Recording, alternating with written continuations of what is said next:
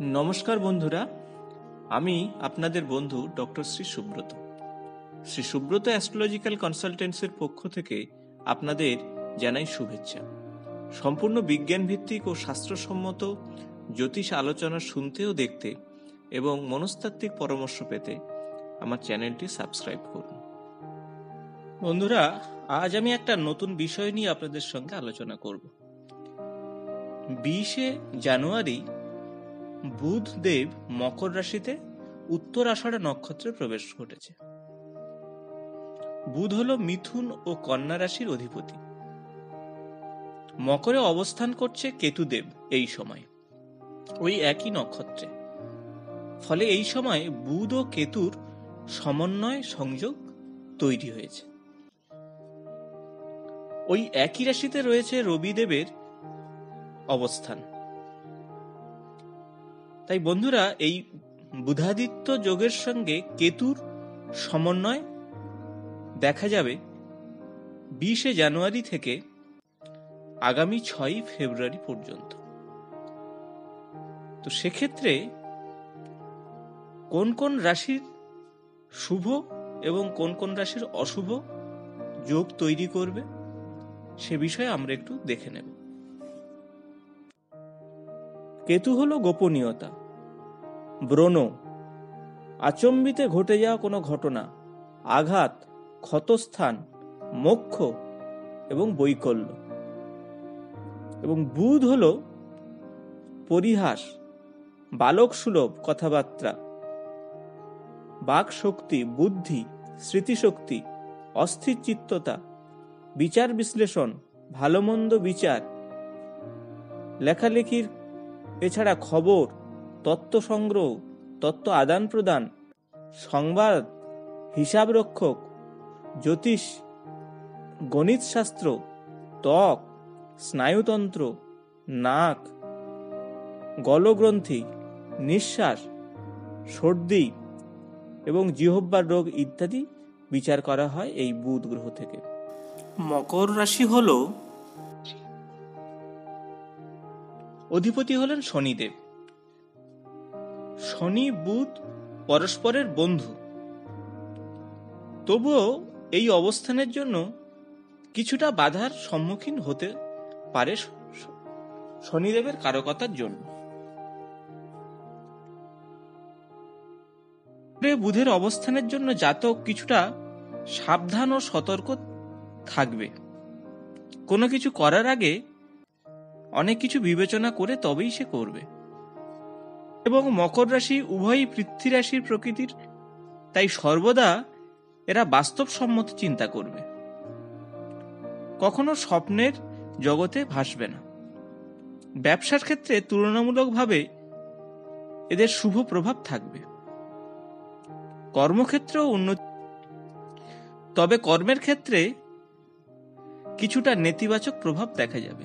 জাতকের ব্যবহার কিছুটা রূঢ় হবে, প্রতারণামূলক কিছু আচরণ দেখা যাবে, মূলত কেতুর জন্য। চতুর স্বভাবের হবে, কিছুটা মানসিক ভাবে এ সময় সেবামূলক কাজের সঙ্গে যুক্ত হতে পারে জাতক। তারা বুদ্ধিমান মনে হলেও মাঝে মধ্যে বুদ্ধিভ্রষ্ট হতে পারে, এমনকি মাদকাসক্তও হতে পারে এই সময়। অন্যদিকে মকরে কেতুর অবস্থানের জন্য কেতু শনি দ্বারা প্রভাবিত হবে। কেতু ও শনি বন্ধুত্বপূর্ণ সম্পর্ক স্থাপন করে পরস্পরে। শনিদেব সামাজিক কর্মের কারক গ্রহ। কেতু এখানে থাকার জন্য সামাজিকভাবে কিছুটা অগ্রগতি ঘটবে। জাতকের নতুন নতুন জিনিসের প্রতি আগ্রহ বাড়বে, জাতককে অসীম সাহস যোগাবে, সম্পত্তি সম্পর্কিত বিষয়ে সাফল্য এনে দেবে। জীবনে অনেকটা স্বাধীনতা আসবে এই সময়। তবে এক্ষেত্রেও কর্মের বিষয়ে অশুভ যোগ দেখা যায়। জাতকের এই সময়ে ভ্রমণের প্রবণতা বাড়বে। এই সময়ে পরিশ্রমের বলবো বন্ধুরা, বুধ ও কেতু যোগে জাতককে করবে একটু কল্পনাপ্রবণ, পরীক্ষা নিরীক্ষার প্রতি ঝোঁক বাড়াবে, কিছু বৈপ্লবিক পরিবর্তনের চিন্তাভাবনা তার মধ্যে আসবে। দ্বাদশ রাশির ক্ষেত্রে বুধ যাদের অশুভ গ্রহ, তাদের ক্ষেত্রে বুধ কেতু এই সমন্বয় অশুভ হবে। সঠিক বিচার করে সিদ্ধান্ত নিতে তাদের ক্ষেত্রে অনেক সমস্যা দেখা দেবে, যা তার সম্মানকে নষ্ট করবে এবং তাদেরকে হতাশাগ্রস্ত করবে। বুধ ও কেতুর সমন্বয়ের জন্য যোগাযোগের ক্ষেত্রে কিছুটা বিভ্রান্তি তৈরি করবে। কোনো মিথ্যা খবরের প্ররোচনায় সে তার সম্মান নষ্ট করবে এবং সে বিষয়ে সে জড়িয়ে পড়বে। তো বন্ধুরা, যারা মিডিয়ার সঙ্গে যুক্ত আছেন তারা এ ব্যাপারে কিন্তু সাবধান হবেন। তথ্য সংগ্রহের ক্ষেত্রে একটু সাবধান হবেন আপনারা। বুধ যাদের ক্ষেত্রে শুভভাবে আছে, সেই সকল জাতক জাতিকাদের মধ্যে আধ্যাত্মিক ভাবের উন্নতি, বিশেষত মিথুন ও কন্যা রাশির জাতক জাতিকাদের ক্ষেত্রে বুধ হলো লগ্নপতি ও চতুর্থপতি, কন্যার ক্ষেত্রে লগ্নপতি দশমপতি। এটি একটি শুভ সময় তাদের ক্ষেত্রে। আধ্যাত্মিক ও দার্শনিক পেশাতে যারা যুক্ত আছেন তাদের এই সময়টা অতীব শুভ। এই সময় যদি তীর্থস্থান দর্শন করেন বা ধ্যানের পিছনে কিছুটা সময় ব্যয় করেন, তাহলে আপনি অবশ্যই শুভ ফল পাবেন। এছাড়া নতুন নতুন পেশার সঙ্গে যুক্ত হতে পারেন এই বুধ ও কেতুর যুক্তির সময়। কন্যা রাশির পঞ্চম ঘর হলো মকর, যার অধিপতি শনিদেব। তো সেখানে বুধের অবস্থানের জন্য পঞ্চম থেকে সন্তানের বিচার করা হয়। সেক্ষেত্রে সন্তান বিষয়ে এই সময় খুব সুখের বিষয় থাকবে। বুধ রোমান্স, আধ্যাত্মিক উন্মেষ এবং খেলাধুলার কারকতা দেখা যায়। যারা এগুলির সঙ্গে যুক্ত আছেন তারা খুব শুভ ফল পাবেন। অন্যদিকে মিথুন রাশির জাতক জাতিকাদের ক্ষেত্রে মকর অষ্টম ঘর, সেক্ষেত্রে কিছুটা অসুবিধা হলেও শুভ ফল অবশ্যই পাবেন। তবে সিংহ, কর্কট এবং বৃশ্চিকের থেকে তুলা এবং বৃষের ক্ষেত্রে বেশি শুভ ফল হবে এই কেতু এবং বুধের সংযুক্তি। তো এক্ষেত্রে যাদের বুধ শুভ গ্রহ হিসাবে রয়েছে, তো সেই সব জাতক জাতিকাদের ক্ষেত্রে বিভিন্ন পথ থেকে যোগাযোগ আসবে।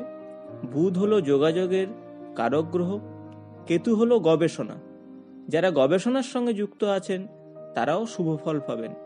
সেই সঙ্গে বলবো বুধ কেতুযুক্ত হওয়ার জন্য জাতক কিংবা জাতিকা বেশি কথা বলা পছন্দ করবে না। লেখালেখিতে সে বেশি মনোনিবেশ করবে। নার্ভের কিছু সমস্যা দেখা দিতে পারে এই সময়। অ্যালার্জি, চামড়ার রোগ, কিছু ভুল সিদ্ধান্ত নিতে পারে এই সময়। তবে গুপ্তবিদ্যা, আধ্যাত্মিক বিষয়ে এইসব বিষয়ে তার প্রবণতা বৃদ্ধি পাবে। এখন দেখে নেব এই দ্বাদশ রাশির ক্ষেত্রে গবেষণার ক্ষেত্রে কোন কোন দিকে কে এগিয়ে যেতে পারবে। মেষ রাশির জাতক জাতিকাদের ক্ষেত্রে বলবো তারা টেকনিক্যাল রিসার্চের দিকে বা তথ্য প্রযুক্তির দিকে রিসার্চ করলে ভালো শুভ ফল পাবেন। বৃষ, মিথুন ও তুলা রাশির ক্ষেত্রে বুধ এদের শুভ কারক গ্রহ, সেক্ষেত্রে কেতু জাতককে কর্মক্ষেত্রে অসম্ভব ভালো ফল দেবে। বৃশ্চিক, ধনু ও মীন রাশির জাতক জাতিকাদের ক্ষেত্রে অকাল্ট সায়েন্স এবং স্পিরিচুয়াল বিষয়ে খুব ভালো ফল দেবে। কর্কট রাশির জাতক জাতিকাদের ক্ষেত্রে বলবো তারা যদি হেলথ সায়েন্স নিয়ে গবেষণা করে তাদের ক্ষেত্রে খুবই সুবিধাজনক পরিস্থিতিতে নিয়ে যাবে। সিংহ রাশির ক্ষেত্রে বলবো তারা ক্রিয়েটিভ বিষয়ে কিছু গবেষণা করলে তারা খুব ভালো ফল পাবে এই সময়। মকর রাশির ক্ষেত্রে যারা সরকারি বিভিন্ন কাজের সঙ্গে যুক্ত আছেন বা আইনের সঙ্গে যুক্ত আছেন, তো সেই বিষয়ে তাদের অনেক শুভ ফল পাবেন তারা। এবং কুম্ভ রাশির জাতক জাতিকাদের ক্ষেত্রে বলবো, তারা যদি মাল্টিন্যাশনাল কোম্পানির সঙ্গে যুক্ত থাকেন এবং এ বিষয় নিয়ে তারা যদি গবেষণা করেন, তাহলে খুবই শুভ ফল পাবেন। তো বন্ধুরা, এই গেল বুধ ও কেতুর সংযোগে দ্বাদশ রাশির বিভিন্ন শুভ এবং অশুভ ফলে। বন্ধুরা, যদি ভিডিওটি ভালো লেগে থাকে তাহলে বন্ধুদের সঙ্গে শেয়ার, লাইক ও কমেন্টস করতে ভুলবেন না। নিয়মিত আমার চ্যানেলের আপডেট পাওয়ার জন্য সাবস্ক্রাইব করে বেল বটনটি প্রেস করবেন। আজ এই পর্যন্ত, নমস্কার।